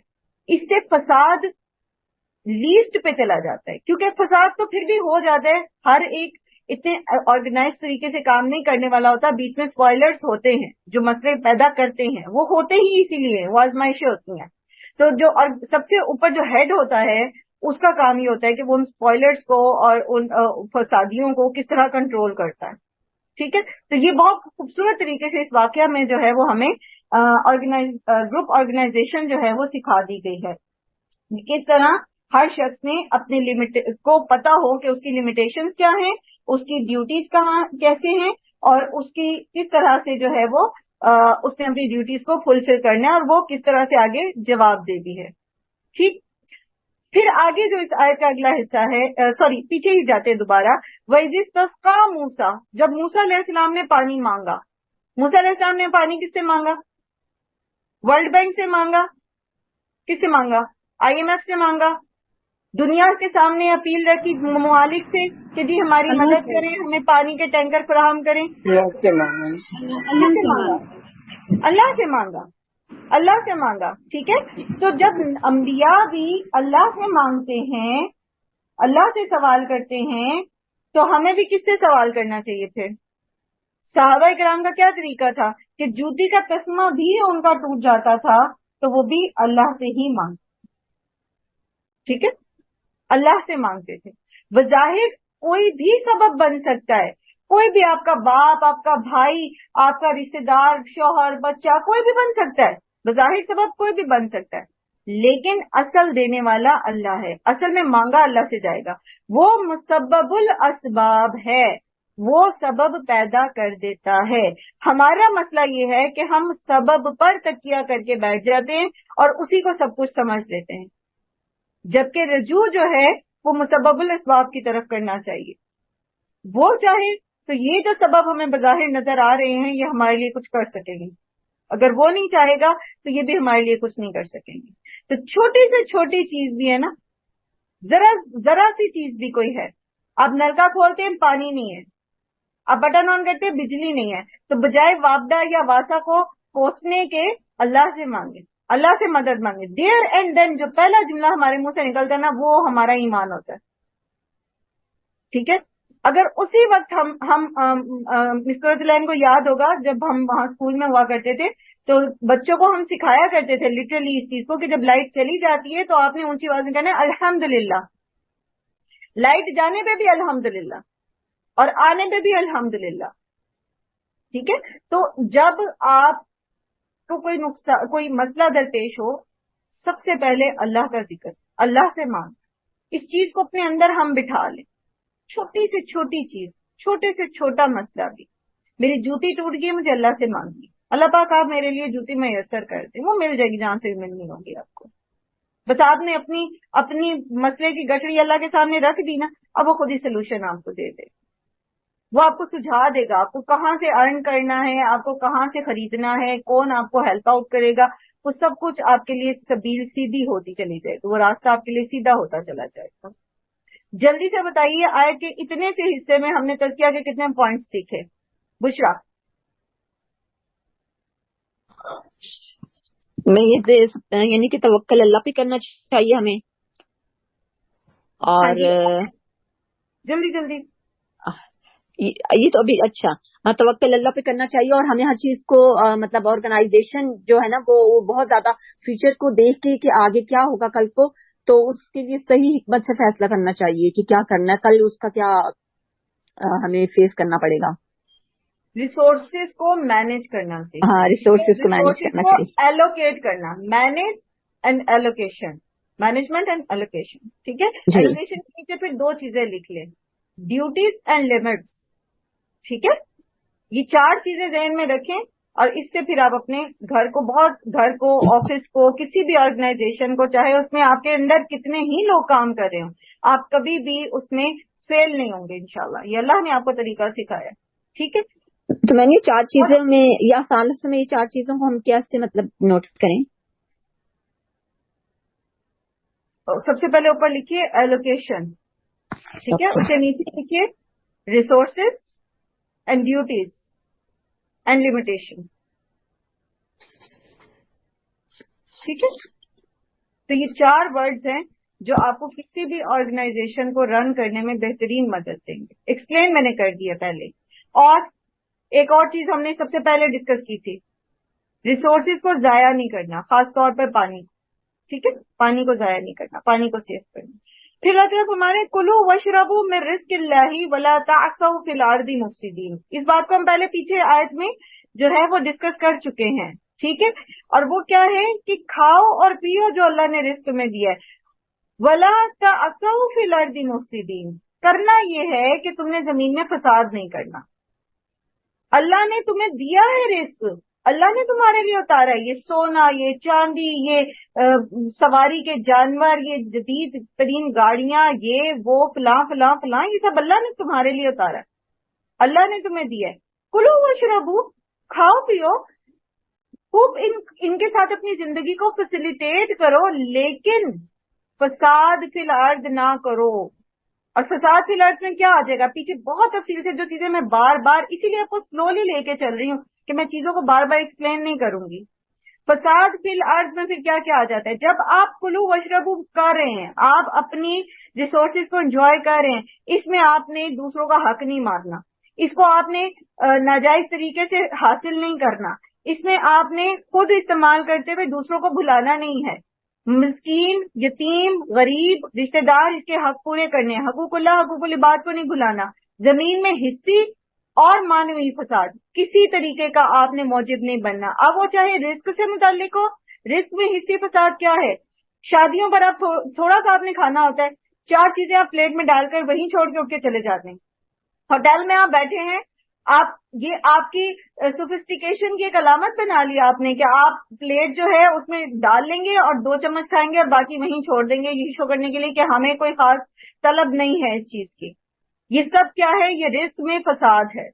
ٹھیک ہے. رزق ضائع کرنا کسی بھی نوعیت کا، اب چاہے وہ اسراف کے معاملے میں آ جاتا ہے، چاہے وہ گھر میں زیادہ پکا کے نہ کھا کے پھینکنے کے معنوں میں آ جاتا ہے، گھر میں پڑا رہتا ہے، فریجوں میں سڑتا رہتا ہے، آپ کسی کو دیتے نہیں ہیں. کسی بھی طریقے سے آپ اس کو بڑے اچھے طریقے سے سمجھ سکتے ہیں کہ رزق میں فساد کس طرح ہوگا، فساد فی الارض. اسی طرح جب آپ کے پاس اللہ تعالیٰ نے زیادہ رزق دے دیا آپ کو، رزق بمانی مال، اولاد، علم، ریسورسز سارے میں آ جائے گا. ٹھیک ہے. تو اگر اللہ نے آپ کو کوئی عہدہ دے دیا ہے، اگر اللہ نے آپ کو کوئی مال و دولت زیادہ دے دی ہے، اگر اللہ نے آپ کو بیٹے زیادہ دے دیے ہیں، اگر آپ کی اولاد پڑھ لکھ گئی ہے، کچھ بڑے عہدوں پہ لگ گئی ہے، جس طرح بھی اللہ نے آپ کو نوازا ہے، فساد فی الارض نہیں کرنا، تکبر نہیں کرنا، اللہ کا بندہ بن کے رہنا ہے. کھاؤ پیو. دین اسلام جو ہے یہ انسان کی فطرت پر اللہ تعالیٰ نے انسان کے اوپر اس کی فطرت کے مطابق احکامات نازل کیے ہیں. اللہ تعالیٰ نے یہ نہیں کہا کہ تمہارے ارد گرد نعمتوں کا انبار ہے لیکن تم نکل جاؤ ساری نعمتیں چھوڑ کر جنگلوں میں اور وہاں جا کے کسی درخت سے الٹے لٹک جاؤ یا کسی چشمے میں ایک پاؤں پہ کھڑے ہو جاؤ اور تم کوئی خاص مناجات کرو تو تمہیں میرے پاس بڑے اچھے رتبے ملیں گے.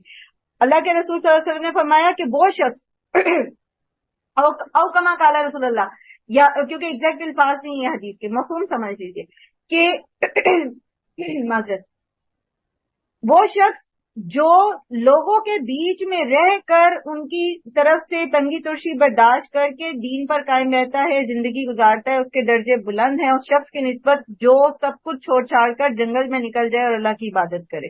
ٹھیک ہے، تو یہ دنیا چھوڑنے کا کانسیپٹ اسلام کا نہیں ہے. یہ اللہ نے آپ کو یہاں بھیجا ہے، آپ کو اللہ نے ذہن دیا ہے، اللہ نے آپ کے لیے ریسورسز پیدا کیے ہیں، آپ ان ریسورسز کو ڈسکور کریں، اور اس کے لیے آپ کو ڈیفینیٹلی پڑھنا پڑے گا، آپ کو سائنسز پڑھنی پڑیں گی، آپ کو سوشل جو آپ کے علوم ہیں وہ حاصل کرنے پڑیں گے، اور کس طرح ان کو حاصل کرنا اور کس طرح ان کو استعمال کرنا ہے ان ریسورسز کو، وہ آپ کو آپ کا دین سکھاتا ہے کہ یہ سب کچھ تمہارا ہے.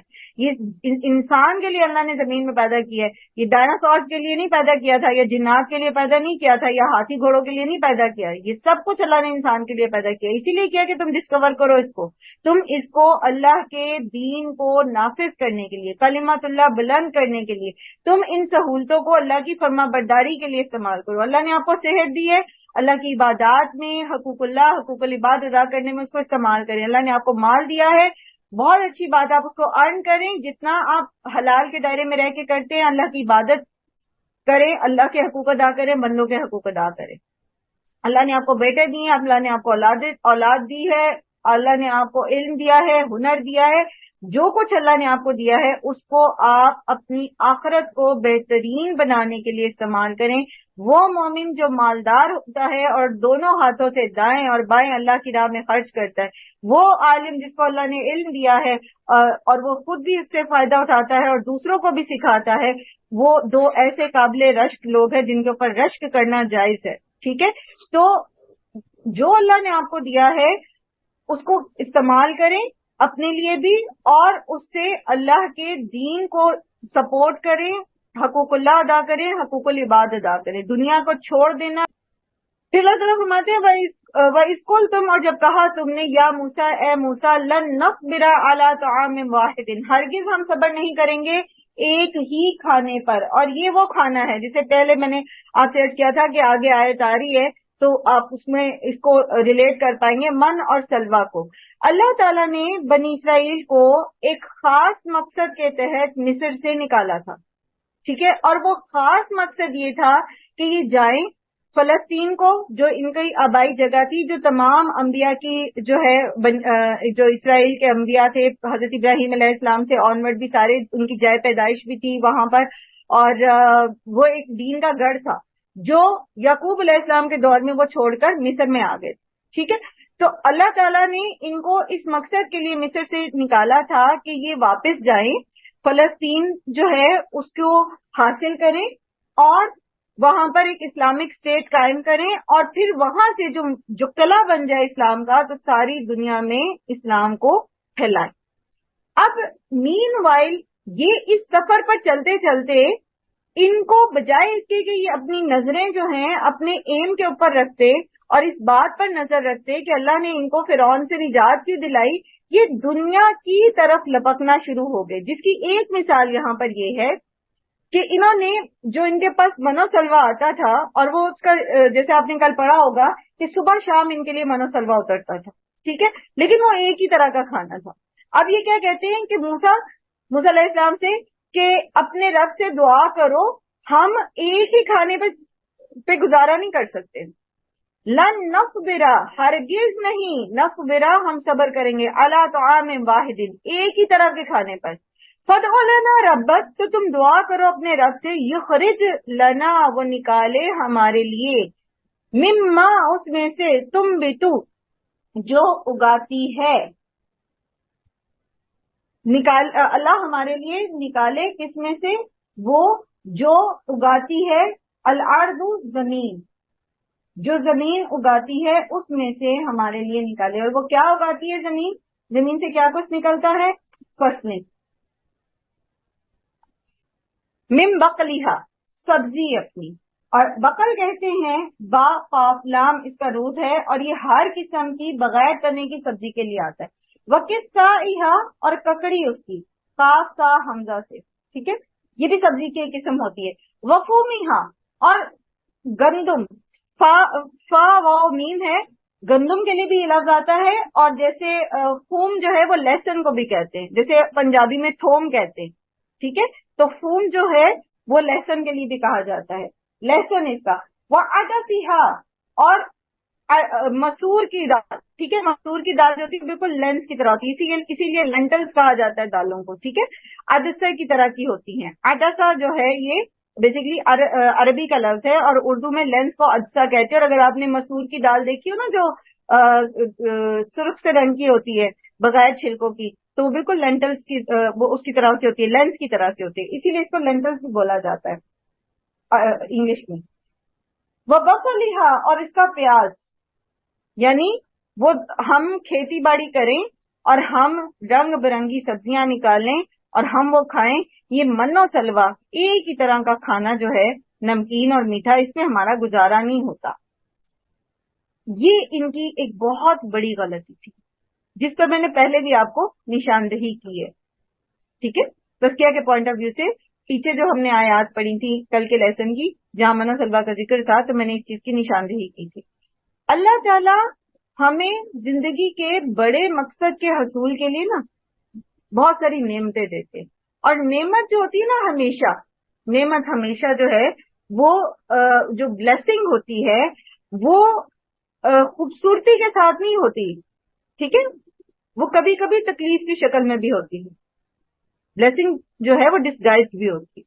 अल्लाह ताला, हम अल्लाह से दूर जा रहे होते हैं, लेकिन अल्लाह ताला हमें किसी मुश्किल में डाल देते हैं ताकि हम अल्लाह की तरफ रुजू करें। हम किसी बड़ी तकलीफ में पड़ने वाले होते हैं, लेकिन अल्लाह ताला किसी छोटी तकलीफ के जरिए हमें वहीं पे रोक देते हैं ताकि हम रुके और हम बड़ी तकलीफ के अंदर ना गिरें। इसी तरह अल्लाह ताला ने हमारी जिंदगी में बहुत सारी सहूलतें दे रखी होती हैं, बहुत सारी नेमतें दे रखी होती हैं। अगर जिंदगी में कोई परेशानी आती भी है तो वो भी इसलिए नहीं आती कि अल्लाह ताला को नाउज़ुबिल्लाह हमसे कोई खार है या वो बंदे को तकलीफ में डाल के खुश होता है, बल्कि अल्लाह ताला उसमें हमें प्योर कर रहे होते हैं, या तो हमारे गुनाहों को खत्म कर रहे होते हैं या फिर वो हमें किसी बड़ी मुश्किल से बचा रहे होते हैं। इंशाल्लाह आगे ये मौजूद आएगा, फिर फर्दर भी इसके ऊपर डिस्कस करेंगे कि तकलीफें आती क्यों है जिंदगी में। तो ये जो चीज और हमारी जिंदगी एक उसमें जारी होती है ना, हम बजाय इसके कि जो हमारे पास नेमतें हों, जो ऑलरेडी हमारे पास मौजूद हो, हम उनको देखकर अपनी जिंदगी का फोकस जो है वो बड़े मकसद पे रखें, हम दुनिया में उलझ जाते हैं। हम दुनिया की नेमतों को ही जिंदगी का हासिल वसूल समझ लेते हैं, जैसे इन्होंने किया। बजाय इसके कि ये देखते हैं कि इन्होंने फलस्तीन में दाखिल होना है और जल्द अज जल्द वहां पहुंचना है, अगर ये रास्तों में खेती बाड़ी शुरू कर देंगे और फसल उगाने में करने में जो जिस्मानी मुशक्कत लगती है, जो वक्त लगता है, तो वो तो इनका जाया होगा, ये वहां तक पहुंच नहीं पाएंगे, उस अपने टारगेट को अचीव नहीं कर पाएंगे। लेकिन इन्होंने अपने असल टारगेट को भुला दिया और दुनिया को असल जिंदगी समझ बैठे, तो वहां पर इन्होंने मूसा अलैहिस्सलाम से कहा कि हमसे ये नहीं खाया जाता। अब हम सब यहीं रुक जाए, एक लम्हे के लिए रुकें और देखें, सोचें, हम सबकी जिंदगी में सबसे बड़ा टारगेट क्या है, हम सबकी जिंदगी में सबसे बड़ा मकसद क्या है, कौन बताएगा? एक लफ्ज में जल्दी से, मैं चाहती हूँ कि इस आयत को आज मैं मुकम्मल कर दूं, वक्त कम। जी, आखिरत में कामयाब होना। आखिरत में कामयाबी, ठीक है। किसी भी मोमिन का सबसे बड़ा जो टारगेट होना चाहिए वो आखिरत में कामयाबी है, और आखिरत में कामयाबी भी कैसी?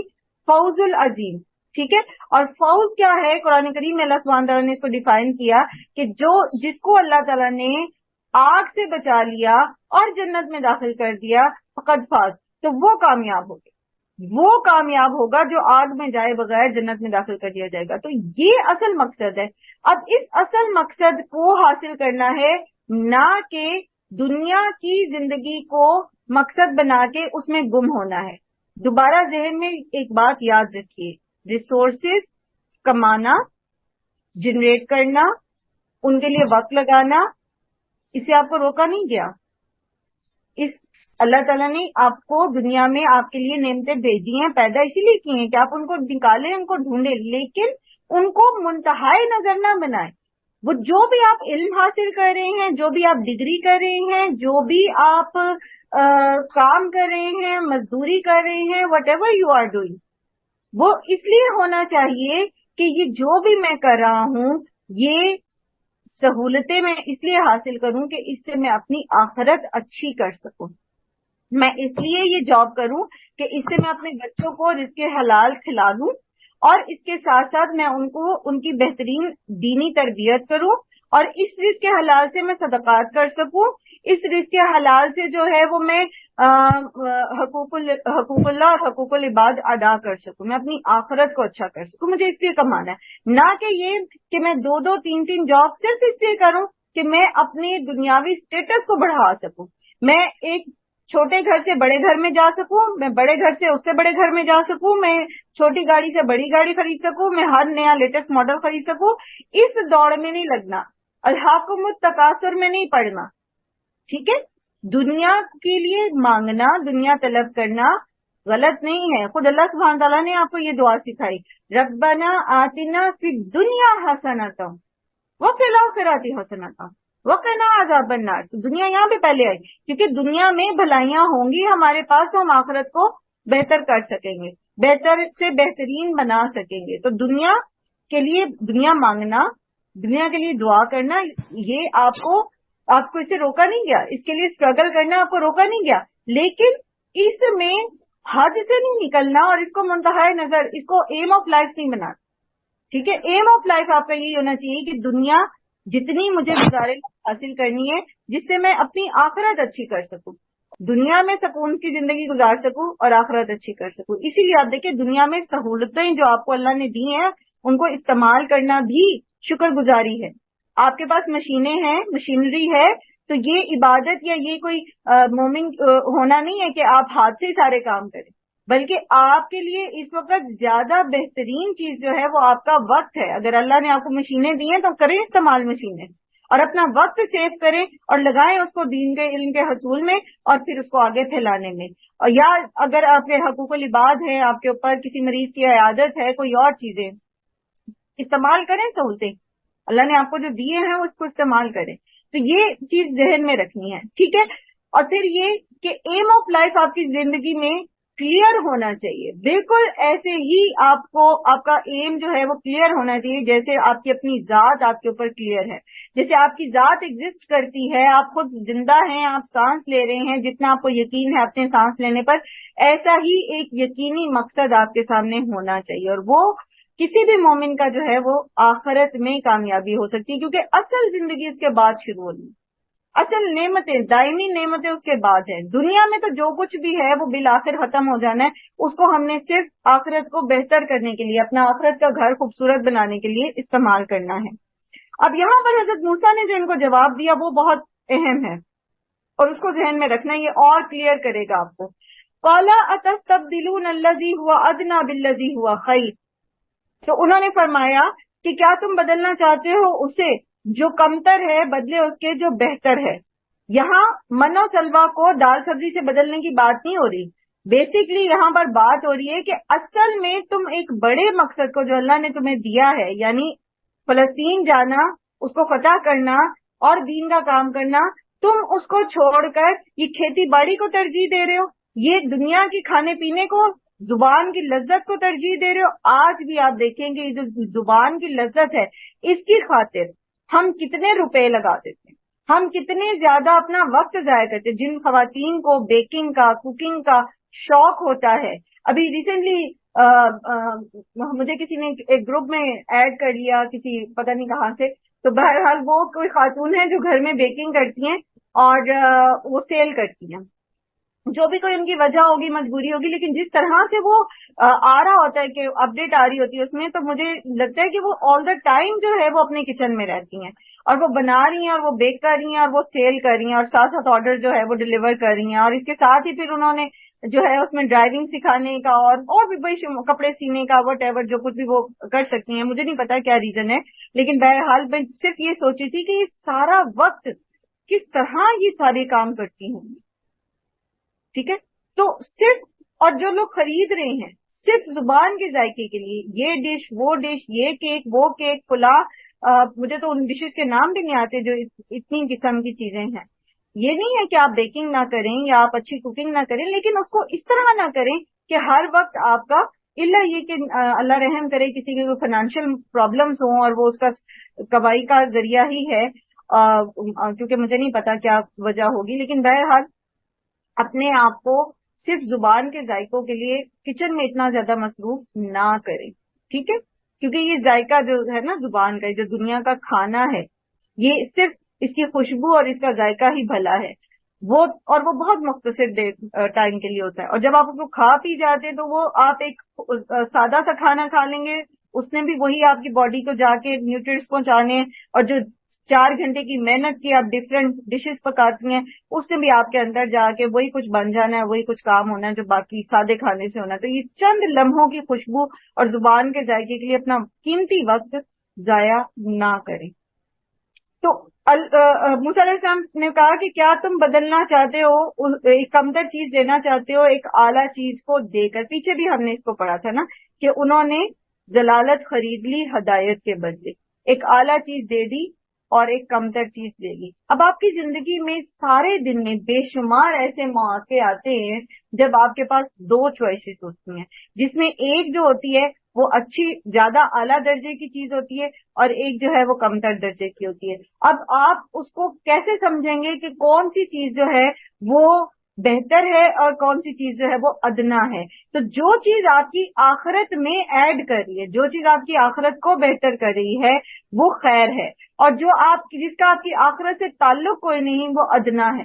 اب جہاں آپ کو چوائس کرنی پڑتی ہے نا، وہاں آپ اس کو اس طرح سے رکھ کے دیکھیں دونوں چیزوں کو، اور جو آخرت سے ریلیٹڈ ہے تو وہ خیر پک کر لے، ادروائز یہ مسئلہ ہوگا کہ آپ ادنا خرید رہے ہیں، ادنا لے رہے ہیں اور خیر کو بیچ رہے ہیں۔ مثلا ایک چھوٹی سی مثال، نماز کا وقت اور برتن دھونا، ٹھیک ہے؟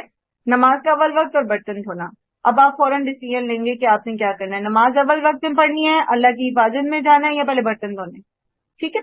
اسی طریقے سے آپ کو کوئی خوف ہے، کوئی پریشانی آپ کو تنگ کر رہی ہے، ایک یہ ہے کہ آپ اس خوف یا اندیشے کو لے کے بیٹھ جائیں، اور ایک یہ ہے کہ آپ اللہ پر توکل کریں اور آپ اپنی ڈیوٹیز جو آپ کے ذمہ ہیں آپ وہ کام کرنا شروع کر دیں۔ اب اس میں سے ادنا یہ ہے کہ آپ خوف کو لے کے بیٹھ جائیں اور وہم کو لے کے بیٹھ جائیں اور پریشان ہونا شروع کر دیں، اور خیر یہ ہے کہ آپ اللہ کے سپورٹ کریں معاملہ اور آپ موو آن کریں، ٹھیک ہے؟ اس طرح سے آل دا ڈے بے شمار ایسی چیزیں آتی ہیں۔ ایک یہ ہے کہ آپ کو کسی کے اوپر غصہ ہے اور آپ کا دل چاہ رہا ہے کہ آپ کے ہاتھ میں موبائل ہے، آپ کال کریں اور دوسرے کو خوب سنا دیں، اور ایک یہ ہے کہ آپ اس وقت رک جائیں، درگزر سے کام لیں، اپنے غصے کو کم کریں۔ اب اس میں سے خیر یہ ہے کہ آپ غصے کو کم کریں، اور ادنا یہ ہے کہ آپ دوسرے پر اپنا غصہ اتار دیں۔ تو آخرت کس چیز کو سپورٹ کر رہی ہے؟ آخرت میں کیا چیز ایڈ کر رہی ہے؟ معاف کر دینا یا اپنے غصے کو کنٹرول کرنا۔ تو پھر خیر کو لیں، ادنا کو چھوڑ دیں، ٹھیک ہے؟ اسی طرح بے شمار سارے دن میں آپ کے سامنے جو ہے نا 2 چوائسیز آتی چلی جاتی ہیں، تو اصول یہ رکھنا ہے کہ خیر لینی ہے اور ادنا نہیں لینا۔ انہوں نے کیا کیا؟ انہوں نے ادنا کو چوز کر لیا اور خیر کو چھوڑ دیا۔ تو جب انسان ادنا کو چوز کرتا ہے نا تو وہ پھر ایک اپنی زندگی کا جو آخرت کے اعتبار سے ہوتا ہے نا تو وہ ادنا سٹیٹس میں رہنا شروع کر دیتا ہے، وہ نیچے ہی رہنا شروع کر دیتا ہے، وہ آخرت میں اعلیٰ درجوں کی طرف نہیں جاتا، اور یہ اس کا سب سے بڑا نقصان ہوتا ہے کہ وہ پھر آخرت کے لیے جب وہ اپنا سٹیٹس ایک وہ نیچے کا سٹیٹس پہ کمپرومائز کر لیتا ہے اور وہ کہتا ہے کہ ٹھیک ہے بس میں یہی ٹھیک ہوں، جیسے آپ نے سنا ہوگا نا آپ کسی کو کہتے ہیں کہ جی آپ معاف کر دیں، آپ کو بڑا غصہ ہے، چھوڑیں اماں جی کوئی بات نہیں، اگر کہہ دیا بہو نے یہ بات کچھ چھوڑیں خیر ہے، بیٹی بھی تو ایسے کر لیتی ہے، نہیں اس نے ایسا کیا اور میں تو اس کو چھوڑوں گی نہیں، اور وٹ ایور اس طرح کے رویے ہمارے ہاں جو عام طور پر ہوتے ہیں، جو ایک دوسرے کے اوپر غصہ آتا ہے یا جو بھی اس طرح سے ہے۔ تو اب آپ سمجھا رہے ہیں لیکن دوسرا جو ہے وہ اس ادنا سٹیٹس میں رہنا چاہتا ہے اور وہ کہتے ہیں نہیں چاہیے مجھے آخرت کی بھلائی، تو وہ پھر کیا ہوتا ہے کہ وہ نیچے پر ہی کمپرومائز کر دیتا ہے، پھر اس کی حالت جو ہے نا وہ آخرت کے لیے خیر کی طرف انٹل انلیس کہ وہ خود ہی کوشش کرے اور رجوع اللہ کرے اور بہتر چوائس کرنے کی کوشش کرے، ادروائز پھر وہ اس کا آخرت کا درجہ جو ہے وہ نیچے کے نیچے ہوتا چلا جاتا ہے۔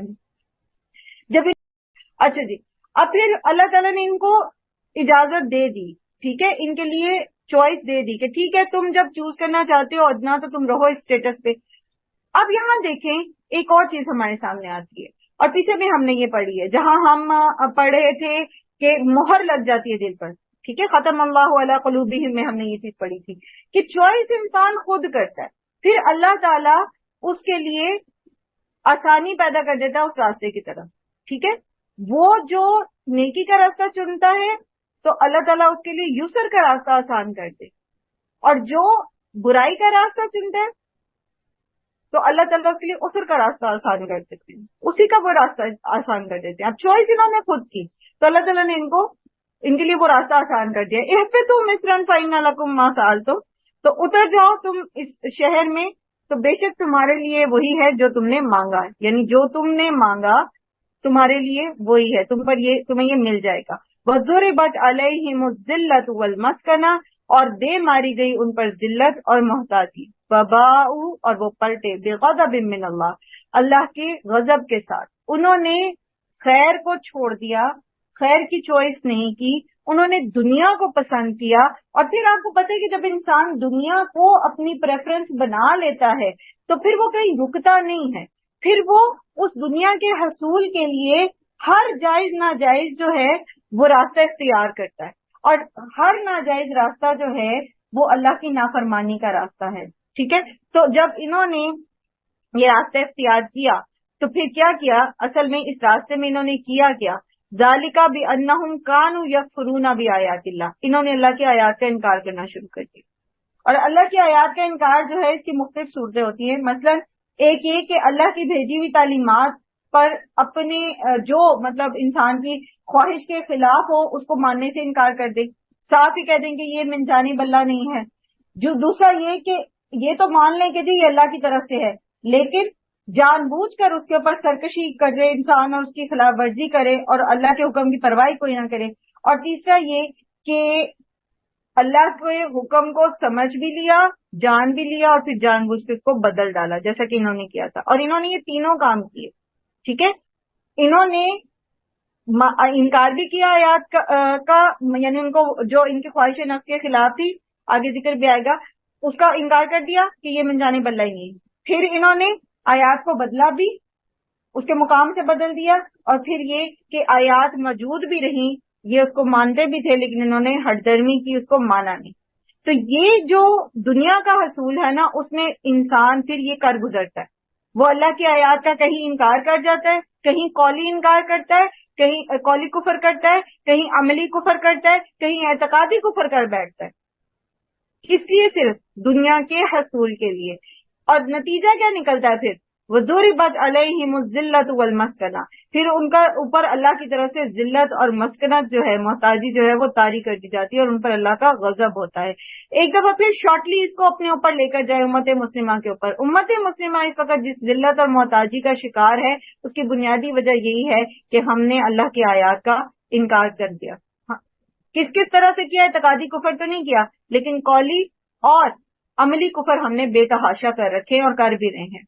وَيَقْتُلُونَ النَّبِيِّينَ بِغَيْرِ الْحَقِّ، اور انہوں نے نبیوں کو بغیر حق کے قتل کیا. اور خود ان کی جو بائبل جو ہے اس میں اس کی تفصیل ملتی ہے کہ کس طرح انہوں نے مختلف انبیاء جو ہیں، کسی کو انہوں نے قید میں ڈالا، کسی کو انہوں نے قتل کیا، کسی کو انہوں نے ملک بدر کیا. انشاءاللہ آج تو وقت نہیں ہے، تو کل کا جو لیسن ہوگا میں اس میں انشاءاللہ انبیاء کے نام کے ساتھ جو بائبل میں ہمیں ملتا ہے اس کا تذکرہ مختصراً انشاءاللہ آپ کے ساتھ شیئر کروں گی. لیکن بڑی ریزن جو ان کے اوپر اللہ کے غضب کی تھی وہ یہ بھی تھی کہ انہوں نے اللہ کے نبیوں کو جو ہے وہ قتل کیا. فی زمانہ نبی تو نہیں ہے لیکن علماء ہیں جو کلمہ حق بلند کرتے ہیں. ٹھیک ہے، تو جو کلمہ حق بلند کرتا ہے فی زمانہ، جو لوگ ہیں جو اللہ کی آیات کا انکار کرنے والے ہیں، وہ اسی طرح ان کو یا تو جیلوں میں ڈال دیتے ہیں، یا ان کو ملک بدر کر دیتے ہیں، یا ان کو قتل کروا دیتے ہیں. تو یہی وجوہات ہوتی ہیں، بنیادی وجوہات جو کہ اللہ کے غضب کی موجب بنتی ہیں. ذالک بما عصوا، اور یہ جو اللہ کا غضب ہے یہ جو ذلت ان کے اوپر طاری ہوئی، جو ان کو محتاجی ان پر طاری ہوئی، اس کی وجہ یہ بھی تھی کہ انہوں نے نافرمانی کی. وَكَانُوا يَعْتَدُونَ، اور وہ تھے حد سے نکل جانے والے. نافرمانی تو کرتے تھے، نافرمانی میں بھی حدوں کو توڑ دیتے تھے. یہاں پر میں اپنی بات کو روکتے ہوئے کل انشاءاللہ اس کے اوپر تھوڑی سی ڈسکشن کریں گے، لیکن آپ لوگ کریں گے، اور وہ یہ کہ آپ نے بتانا یہ ہے کہ کس طرح ہم امت مسلمہ پاکستانی اور دوسری جگہ پر ہم اللہ کی نافرمانی کریں اور نافرمانی میں ہم نے حدیں توڑ دی ہیں. وہ کون سے معاملات ہیں جن کے اوپر ہمیں فوکس کر کے اپنی اصلاح کرنے کی ضرورت ہے اس سے پہلے کہ ہم پھر ایسی مسکنت یا اس کی ذلت کے گھڑے میں گر جائیں جس سے ہم باہر نہ آ سکے اور اللہ تعالیٰ ہمیں ہٹا دے اور ہماری جگہ دوسروں کو لے آئے. اللہ سبحانہ تعالیٰ ہم سب پر رحم فرمائے. وآخر الدعوانا الحمدللہ رب العالمین. سبحانک اللہم و بحمدک نشہد ان لا الہ الا انت نستغفرک و نتوب الیک.